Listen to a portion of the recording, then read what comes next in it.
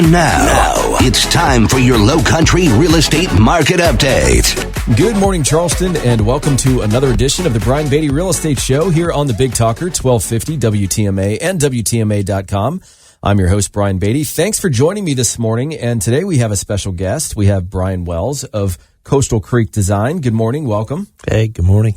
So we're going to trade some more stories. You know, we wanted to have you on for the Halloween episode and talk about just kind of what happens when things don't go according to plan, share some horror stories, and ultimately help people learn from the mistakes of others, right? And so I definitely want to talk with you about some of those things. I know you've got some, I'm sure you've got plenty of examples, just like I do, right? Yeah. I want to talk about that. And, you know, honestly, just given the timing and the nature of this show, would love to talk with you on your opinions on, you know, Trump winning.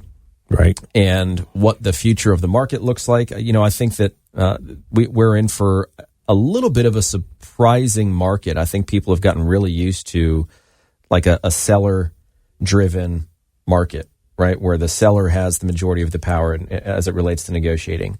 And we're starting to see that change. And so I want to talk about that for a little bit. But I guess just first off, you know, let's give everybody your contact information just in case they're listening and they want to reach out to you later on, they can. What's the best way to get in touch with you, Brian? Yeah, really the best way is to go to our website, coastalcreekdesign.com, and there's a contact link on there and everything. Just a reminder from the beginning, we are a full-service architectural structural engineering company. We're the only company that I'm aware of that has architects and structural engineers physically in the same office doing just residential work. Excellent. So, I mean, what your business this time of year, I'm thinking about the person that is considering building a house and kind of what goes through their mind as it relates to timing, because timing in real estate is something that everybody tries to get right. And ultimately they have kind of very little control in terms of hitting that market perfectly, right? Typically we don't know that we've hit the top or bottom of a market until we're past it. Right. But I wonder for the folks that are thinking about building a home or maybe doing a major remodel to their house this time of year, if it's maybe easier to get things pushed through red tape or if that matters at all. I'm just kind of curious about the seasonality of your business. I just don't know about it. Yeah. Well, I would say our business tends to slow down a little bit in the summer when people are on vacations and those kind of things. We do a lot of work in the summer, but as far as like new contracts, it seems to slow down a little bit because people are distracted with family stuff and all that. And then it picks back up in the fall. And then it does die off a little bit between Thanksgiving and the New Year, just because so many people are doing family things or worried about the holidays or, you know, it does. But we've got so much kind of we're working on that, you know, typically our process is like a 2 to 3 month process of architectural and structural plans. So, you know, that seasonality doesn't really affect us too much on the production side. It's just the new contracts. But I would say, like, if somebody's trying to time the process, it's just about impossible, you know, because nobody can do the plans faster than we will. And it takes about 6 to 8 weeks, depending on how quickly people respond to the reviews and things like that. And then almost every municipality around Charleston is taking 2 to 3 months for permitting right now.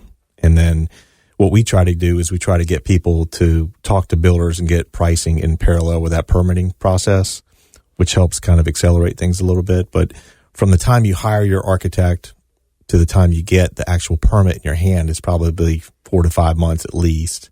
Okay. And so what we try to get people to do is go through that process. And even if they don't want to start right away, go through the full process, get a few bids, and then owners are in a great position at that point to pull the trigger when they're ready.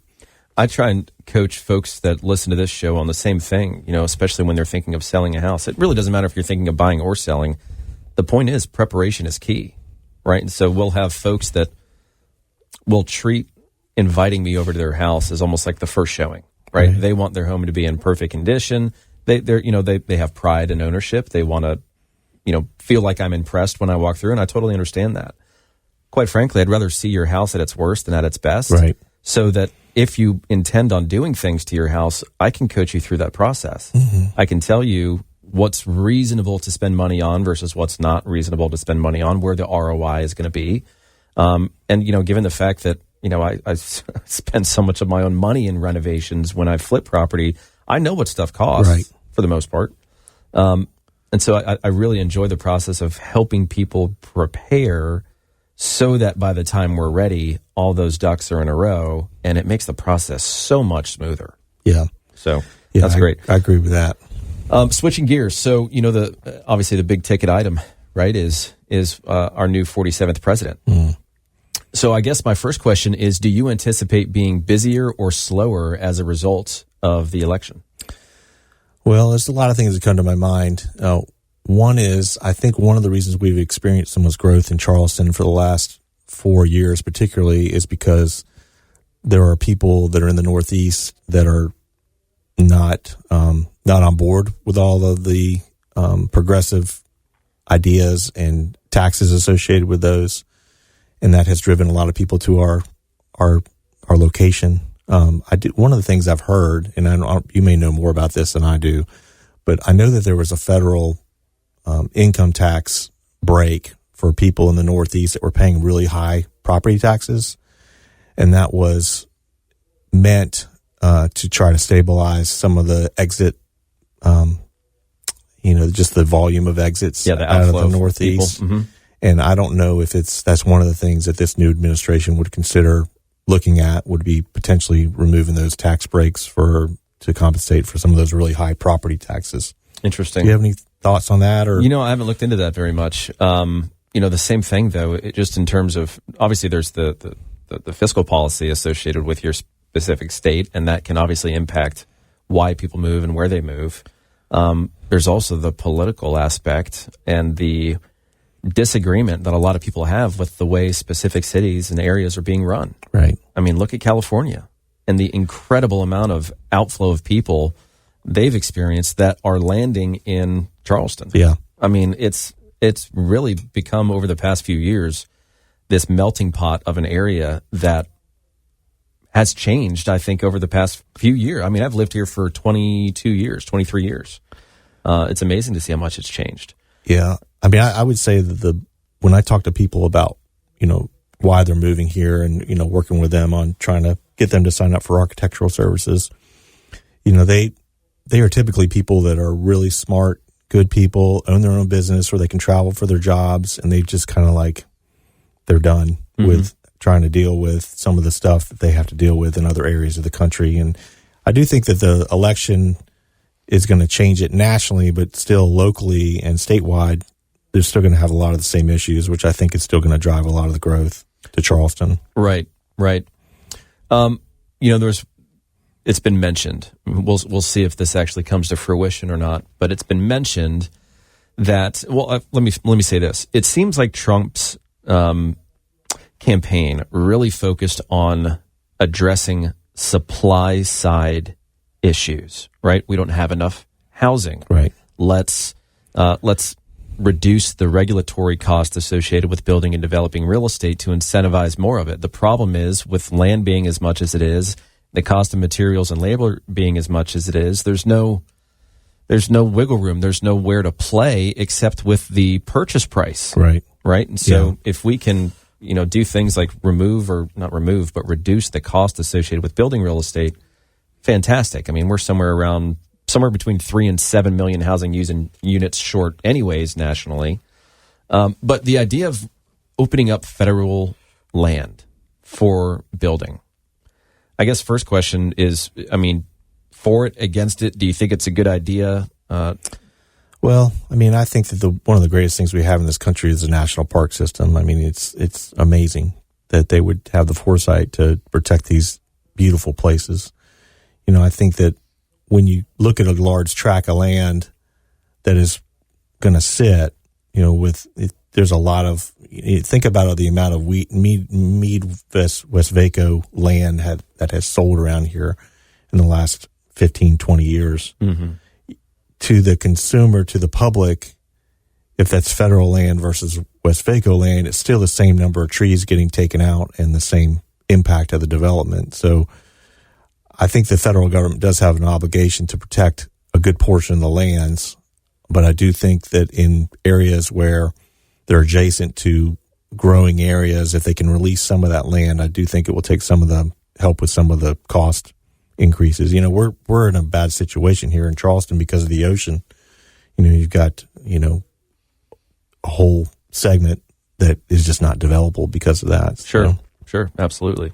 Speaking of the idea of reducing regulatory costs, it's interesting. And I think it obviously depends on what you are including in the, I guess, description of regulatory costs. Trump mentioned that he wants to try and reduce it by 50%. Might be a bold claim, right? And I've heard anywhere between 12.5%, which is what the National Association of Realtors says is the regulatory cost, and 50%. I've heard higher in certain areas of the country. Do you have any idea off the top of your head, what percentage of somebody's budget should be allocated toward just the non-fun stuff, like the regulatory stuff, the permits, the all the things that go into it before they start seeing their house take shape on their lot? Yeah. Well, it's hard for me to comment on like the new construction stuff going on, from Nexton out, towards Ridgeville and other things like that. I do think that the Army Corps of Engineers, the wetlands delineation, that process is a really slow process. And I think if they were able to accelerate that, it would really help a lot with just the speed of development and, making quick decisions. And I think a lot of the changes he's going to try to implement will be related to that kind of regulation. As far as like somebody buying a house to do like a major renovation addition, the regulatory stuff really doesn't come into play on that. You've got the local regulations with zoning laws and things like that, but as far as like filling in wetlands and things like that, it doesn't really come into play. Yeah, just, I think in areas like New York or California where those costs are incredibly high, it just doesn't seem like that's something that is going to vastly change our landscape from a cost perspective when looking at building homes. I might be wrong on that. It just doesn't seem like we've got overinflated I don't think regulatory costs locally. Yeah, I don't think there's anything we do locally to like really increase the cost of, the building permits are expensive and, Mount Pleasant's really increased the impact fees and building permit costs, but still it's not exorbitant, I don't think, in our area. Yeah. Well, we're going to keep talking about this. I want to hear some more stories from your perspective, which I think folks that are listening are really going to appreciate because they hear me talk all the time, but would love to hear your perspective for folks that renovate or that build, right? What to avoid? How do we address those issues? How do we prevent them from happening in the first place? So Brian Wells with Coastal Creek Design, coastalcreekdesign.com. And of course, if you want to reach out to me, you've got questions, comments, you want to hear something on the show, you want to think about buying, selling, investing in real estate, maybe you've got some properties you'd like for us to manage for you. Best way to contact us is either to call or text me at 843-800-0065. That's 843-800-0065. Or check us out online at listingsincharleston.com.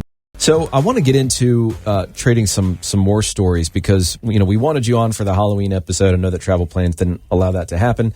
But surely you've got some good stories for folks that have been building or doing a major remodel on a house that others listening can learn from.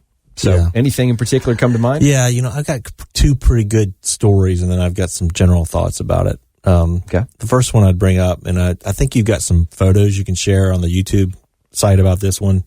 I got a call from a friend of mine that was friend with somebody else, and he said, I just need to come out and look at this house. It was downtown, and I said, what's going on? He said, you just got to come see it. So I drove over there, and you pulled up from the street, and it looked like a normal house, and you walked around the back, and literally somebody had taken a chainsaw and like taken the whole back of the house off, and they were trying to do like a major renovation addition with no permit. Oh my God. And downtown. The owner is somebody that everybody would recognize their name in Charleston. Okay. It was a really interesting situation. So he just opened up the back part of his house. How long had it been like that? Or did he just it looked like it. I think what had happened is one of the neighbors had called the city and they just gave him a stop work order. Yeah. So, and then we just had to, from that point really quickly try to get plans together, and then they had to go through the whole process. So that 4 to 5 month process I'm talking about, where it's plans and then permit and all that stuff, they sat, and meanwhile the weather, was in there, and it was when people, if they can go to the YouTube channel and see these pictures, it's pretty funny. Yeah, just guys, we put all these radio shows. We video ourselves. We cut it into video. Yeah. We put it on YouTube. We've also got the podcast. But if you want to see some of these photos, just go to YouTube and look up the Brian Beatty team. We got 1,000+ videos on there, but that would be great for folks to see. Yeah. I bought a house at auction with my dad. This was, probably a year and a half, 2 years ago. Yeah. Maybe even a little longer now that I think about it. But anyways, my dad had retired. He was a commercial real estate developer for 40+ years, shopping centers mostly up and down the East Coast. And so when he retired, he just he needed something to do, and he's always been super handy. All of his homes have been beautiful. He's just really good at that kind of work. So I was like, well, Dad, let's start buying some property and investing in them, and we'll flip them, right? Because we flip pretty often. Right. When we buy this house, and make a long story short, my dad's supposed to look at these houses. It's not like you can inspect anything that you buy at the auction, right? It's like you can maybe knock on the door, and if the owner is nice enough, they can let you in. But most of the time, you're buying places sight unseen. Yeah. Well, his responsibility was to go and drive by the property, give us a general idea of the condition of it, maybe peek in some windows if we could, knock on some doors, which I thought he had done on this one. Anyways, we bought the house. We go and we pull up to the driveway, and we know that it's in bad shape. But we walk up to the front porch and we look through the front door. There's no floor in the whole house. It's just, you literally look through the windows and the door, and it's dirt. Oh my gosh. They had a horrible flood. We had to demolish the property, cut up the land, sell the land. We still did great. We still made a bunch of money on it. But, that guy was an obvious DIYer. Yeah. As we were walking through the property, he's like, there's no way. We got to scrap it. We can't save it. We see a lot of that. You can imagine that I've seen just about everything when it comes to like people buying things. And this is more of a general thing, I'll just tell you. So when people that are looking at a property where they know they're going to have to do some kind of major renovation addition, minor renovation addition, whatever, there's some real estate agents out there that are not so great about making sure that the owners really fully understand how much the cost is going to be for the renovation. So whether it's me at Coastal Creek Design or somebody else, like, you really need to get a builder or an architect or an engineer in there during the due diligence period before you close on the house. If you're not sure, don't close on the house. And because we've gotten several things where we go out for they decide to hire the architect. They've already closed on the house. We go out, and the first thing I do when I go on a site visit, I talk about construction costs.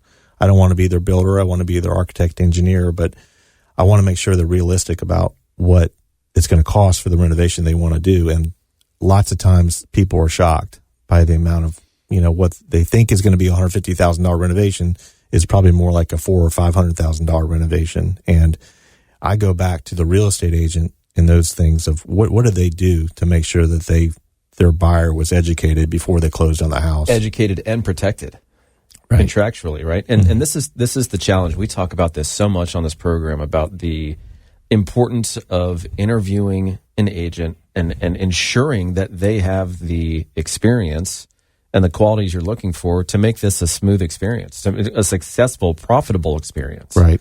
There's a lot of agents want to work with investors because if you think about it, right? Let me just break this down for a quick second. If you're a real estate investor, your lead source, right, is for the most part other real estate agents. Right. So it's very hard for an investor to swear allegiance to one specific real estate agent unless that agent is incredibly good at supplying them with consistent deals. Right. So most investors are going to work with every agent they can because that's where they get their leads. Mm-hmm. Well, just like, given that understanding, a lot of agents will work with investors or think they're getting a client because an investor is going to say, yeah, send me a deal. Well, the problem is so many of these agents don't understand the investment side of real estate. Right. Specifically, and probably most importantly, is how much things cost. Right. Nothing kills a deal more than overestimating how much you can sell a property for and underestimating how much it costs to get to that point. Exactly. And that's the investor standpoint. It's worse when you have a homeowner that is like, I'm going to buy this house and I'm going to renovate it so my family can live there. And they, let's just say they buy the property for $800,000 and they think, oh, it's going to be $300,000 to do this. I can afford $1.1 million. And then once they really get into figuring out how much that's going to cost, they're at $1.4 million or $1.5 million to even make it work. And then they're in big trouble. And they're upside down in their house already before they even move in. Yeah, that's why the due diligence part of the process is so important. And why, educating yourself about the process is important, and then having a really reliable team of people that are watching out for you even before you become their client. Those are the people that you really need to, I think, hitch your wagon to, because they have, generally speaking, people's best interests in mind with everything they do. With every thought they have, it's, all right, what's the correct answer for that person at that particular point in time and on their journey. Right. Any other, I know you'd mentioned that you had some stories, but also some just general things that came to mind. Anything else that you wanted to share on that topic? Yeah. So one specific story was, I got a call from an owner, not the real estate agent. And they said, we're under contract for this house. We've been under contract for 45 days. We're getting ready to close in a few days and just wanted to see if you'd like to look at this for architectural stuff. And I always ask for the address. So as we're talking on the phone, I'm looking at GIS, I'm looking at the flood map. And I said, well, this is in the Old Village part of Mount Pleasant, kind of near Mount Pleasant Academy. And there's a V-zone line there where if you're on the water side of the V-zone line, there's very strict construction standards. So it turned out that this property they were looking at was on the wrong side of the V-zone line. And they were thinking they'd just do like a major renovation addition to this thing. And I said, well, you can't do that. You're going to have to raise this to get it out of flood and then meet the V-zone standard. There's no way to do that with a brick house like you've got here. And they were literally like 4 days away from closing on this house. And they were paying way too much for it to be a tear down, vacant lot situation. They were buying it with the understanding that they were going to do a major renovation addition. And I don't know what would happen if they hadn't called me. They were getting ready to close on it. And then I would imagine that it would have become a lawsuit with them and the agent, because the agent just, in my mind, really failed them, that they wouldn't even know that this was in a V zone. Right. Yeah. That's, again, not to necessarily throw agents under the bus, but there's so much at stake with these transactions, right? And with the person that's going to help you through it. That, for anybody out there thinking of getting any work done to their house, that's something a little more complex than replacing your carpet or painting your walls, right? Something that needs an architect and engineer. Give Brian a call. He's a wealth of information and incredibly responsive. Best way, again, for folks to reach you? Yeah, so it's Brian Wells with Coastal Creek Design. The best way to find us is just Google Coastal Creek Design. Go to our website. We've got a lot of information on there. We've got informational videos about the process and customer testimonials and things like that. And there's a phone number on there, and that's the best way to get in touch with us. Fantastic. And if you guys, of course, want to reach out to me, you've got a real estate related question, thinking of buying, selling, investing, maybe you have some properties you'd like for us to manage for you, feel free to call or text. The number is 843-800-0065.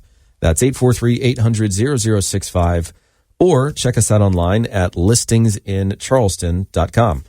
I'm, of course, your host, Brian Beatty. Always like to take a moment and just say that I really appreciate those of you that take the time to listen to this show, that tune in every weekend. But you can also catch us on YouTube. We've got about 1,000 videos on YouTube. Just Google the Brian Beatty team, and really any real estate related topic we've covered by radio through this show, because I video myself while I'm here. So you can check us out on YouTube. If you want to reach out to me personally, you've got something that you want to chat about real estate related, buying, selling, investing, building, renovating. Maybe you have a property you'd like for us to manage. Happy to help in any way we can. 843-800-0065 is my number, 843-800-0065. And then our website, listingsincharleston.com. That's listingsincharleston.com. So I do want to talk a little bit about the change that I think we're going to see in the market now that the political season is behind us. It's been such a doozy this time around. They say every 4 years that this is the most important election that we're going to have. It felt like it this time.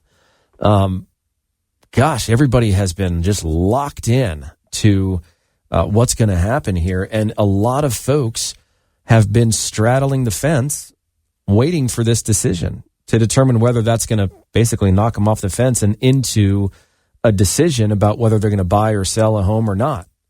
There have been, quite frankly, a lot of things at stake with regard to this election, and the real impact that some of those policies, which we're not going to see, thank God, could have a severe impact to your wealth. And let's be very clear about the fact that real estate ownership is the number one most popular tool for making people into millionaires. Now, it's a get-rich slow scheme, right? Because we're talking about equity, we're talking about paying off mortgages, so on and so forth. But, if you want to build up your wealth, real estate is a tried and true method for that. And so when we start talking about taking away things like 1031 tax-deferred exchanges or significantly increasing capital gains or affecting things on the back end of the transaction, it really takes the wind out of your sails.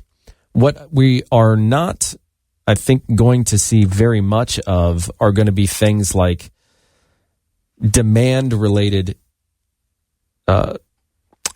issues that would solve the quote-unquote housing crisis, right? So what I mean by that is you had Harris going after things like first-time home buyer tax credits, right? So all that really would have done would have been to have put cash in people's pockets, theoretically, to then go and spend on real estate, which means that the real estate is just going to inflate by that amount of money that those buyers now have access to. I mean, it's just going to make that market more expensive. It's a demand-related issue. So if we have more demand and supply doesn't change, then obviously prices go up, simple economics. But, it seems like Trump's plan goes after the supply side a lot more than the demand side, right? So if we talk about balancing a market, what's been out of balance for the past 10 years is the amount of people that want to buy real estate versus the amount of real estate that's for sale. What we've seen, and this is what I try to help people understand, is that, we have so many folks that are waiting for, is it going to be Trump? Is it going to be Harris? And then once I know, then I can make my plans. A lot of folks are trying to time the market. We talked a little bit with Brian Wells about timing the renovation process if you're doing a major remodel to your house. Well, when people try to time real estate, there's three major factors that really come into play here. And this is really more specifically for folks that would be selling a house, as an example.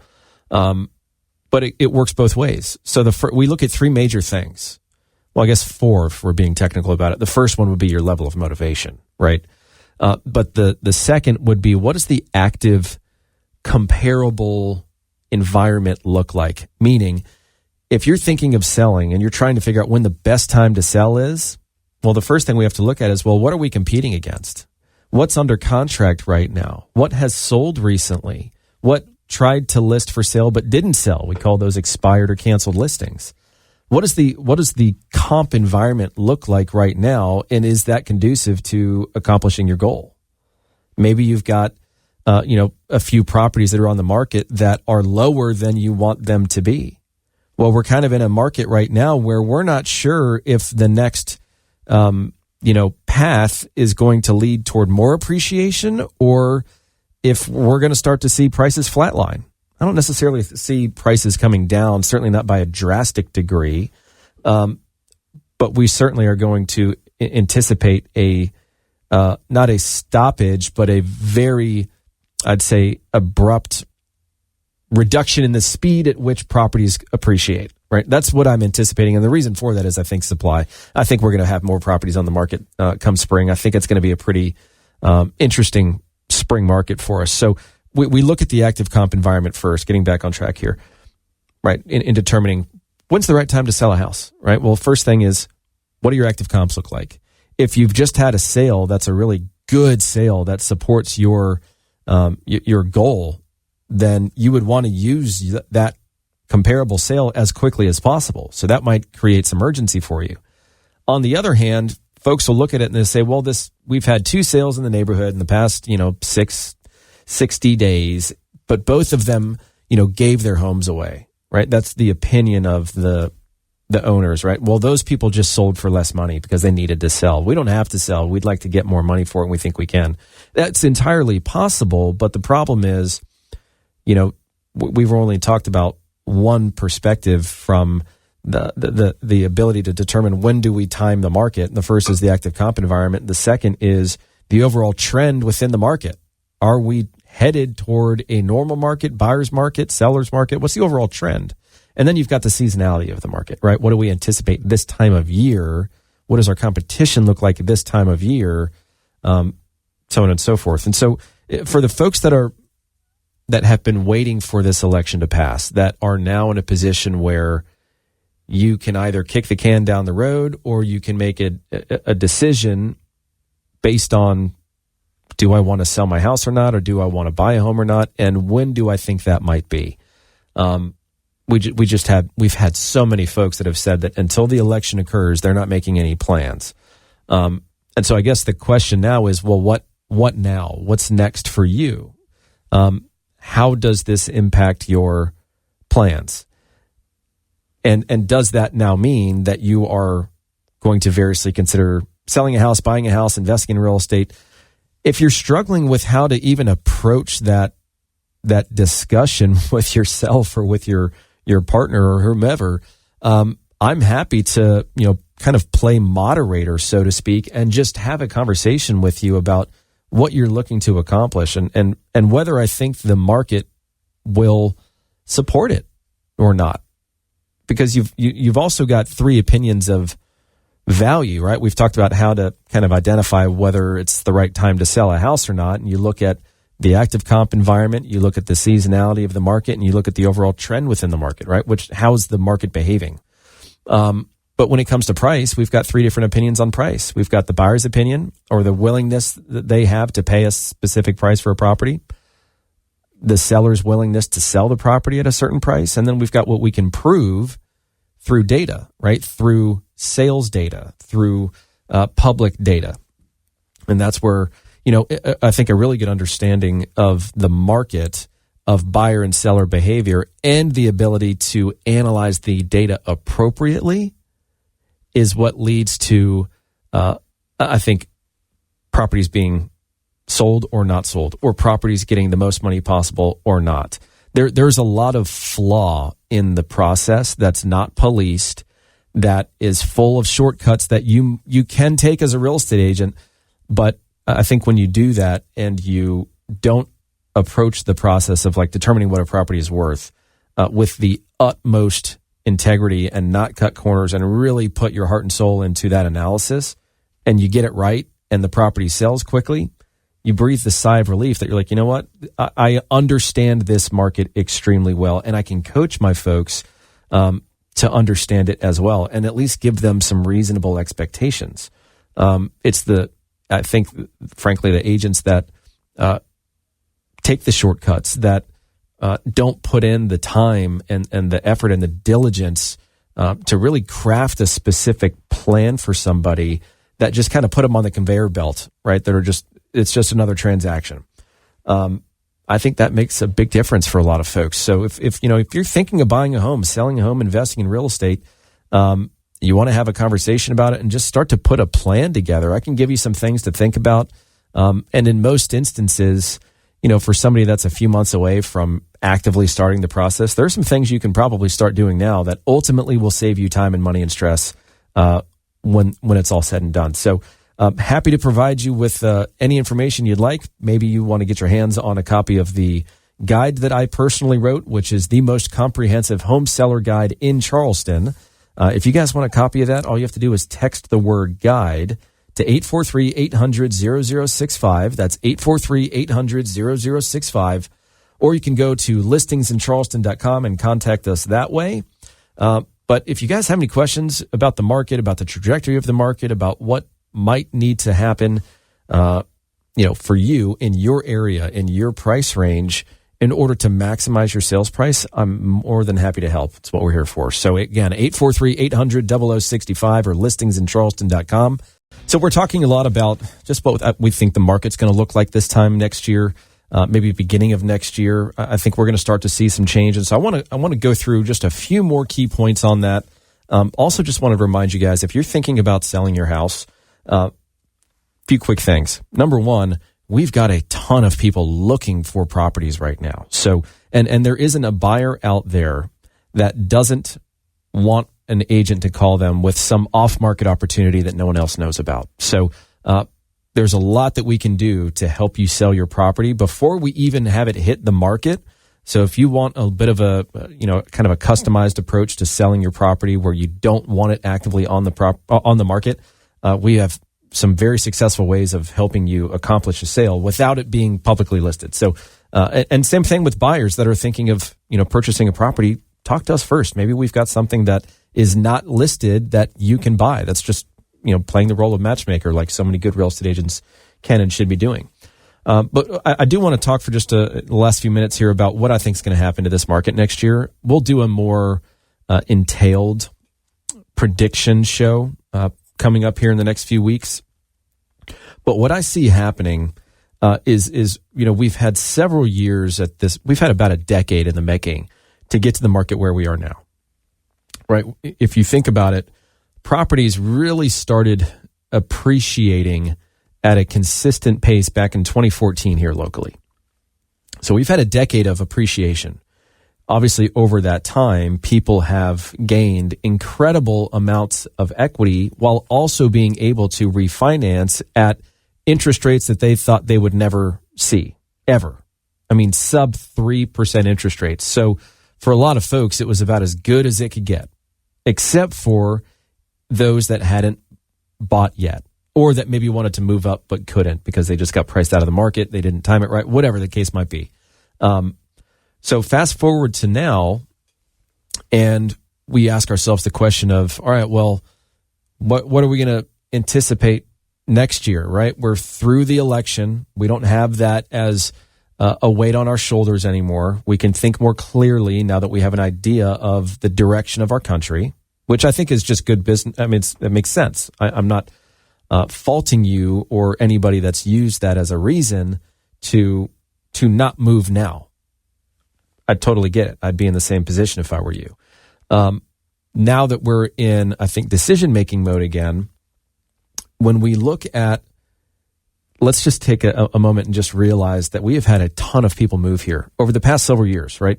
We have had a ton of people move here from all over the country, all over the world, really, but all over the country. People that moved here quickly, people that moved here in a rush, people that moved here without really understanding our area and the intricacies of different parts of, say, Somerville or Mount Pleasant or Johns Island. Just fill in the blank, and you can think of almost any area, and you're like, well, you could say Mount Pleasant, but that could mean this or that could mean that. Or you can say North Charleston, but it could mean this, it could mean that. A lot of folks have experienced that in moving here that have bought a home several years ago at this point. They've got a fantastic interest rate, but they just don't like where they live. It just wasn't the right fit for them. And had they lived here for a while before buying, they would have realized that. There are a lot more people out there than you probably think that are ready to sell and move out of their house. It's just, gosh, do I really want to let go of this interest rate? If we can get some predictability to an extent with rates, and we feel good about that and trajectories of the market, I think we're going to have an incredible amount of people that decide to move because they just don't want the rate's great, but they don't want the house anymore. Or they have amassed an incredible amount of equity, and now it's time to cash out and downsize and simplify. There's a bunch of different reasons, right? Fill in the blank as to why people are going to want to buy and sell. But I truly believe that we are going to see a continued increase in the amount of homes for sale. We have been seeing it for, probably a year and a half now. Just a steady growth every month in the total number of properties for sale. And so what has happened in some areas is that we've reached the point where you're not in a seller's market anymore. You're in a normal market, meaning a buyer isn't going to just quote unquote deal with your house if it has a bunch of deferred maintenance, and they're certainly not going to pay full price for it, right? We're kind of back to, in many areas of Charleston, the traditional sense of selling property, in that if you want more money, you got to make it look nice. Now, let's not, we've had many a show on the difference between repairs and renovations, right? Don't go just throwing in a new kitchen without talking with somebody about it first. But, generally speaking, I think we're going to see more properties on the market next year. I think there's going to be more competition for sellers. I think that because buyers will have more options, properties will sit on the market for longer. I think that the difference between the ultimate sales price and the original asking price will get bigger, meaning there will be more negotiability for real estate. And I think that from a price perspective, I don't anticipate there being a massive deflation in our market, meaning I don't think we're going to see prices tank or go down sharply, drastically, aggressively. I think it's just going to be, we're going to level off next year. The question is, where are we going to go from there?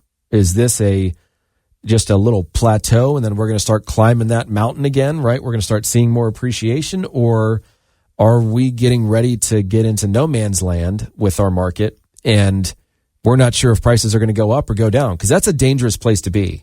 At least when you're in a seller's market or a buyer's market, you've got a good understanding of the rules and you have expectations. When you're in that space between, which is kind of where I think we're headed, it makes decision-making really tough.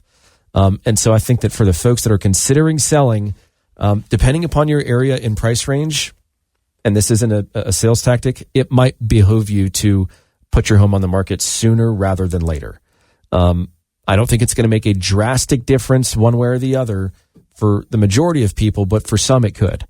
So if you're thinking of selling, again, would love the opportunity to coach you through that process and help you in any way I can, even if it means being your agent or just being an advisor. I'd love to help. 843-800-0065 is my number, 843-800-0065. Again, check us out online at listingsincharleston.com. That's listingsincharleston.com, and you guys enjoy your weekend. Join us for another edition of the Brian Beatty Real Estate Show next Saturday morning at 9 and Sunday morning at 10. Find him online at listingsincharleston.com. That's listingsincharleston.com. Or call him at 843-800-0065. That's 843-800-0065.